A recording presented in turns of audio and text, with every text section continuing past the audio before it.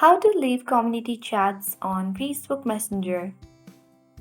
So, community chats on Messenger are spaces where people can join and engage in conversations around specific topics or interests.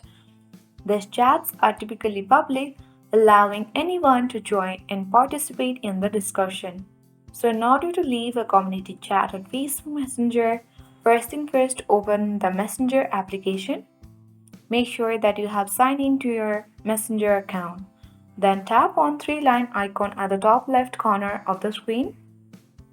And on the side panel under communities, you can see the list of communities that you have joined.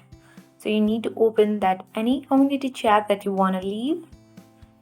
Once you open, tap on I icon at the top right corner of the screen. Now tap on Home on the section.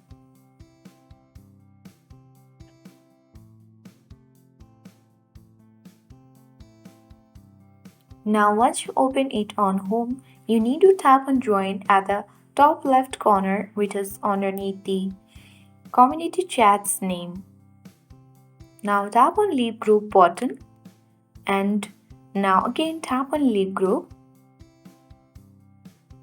So once you have done that, you have successfully left a community chat on Facebook Messenger.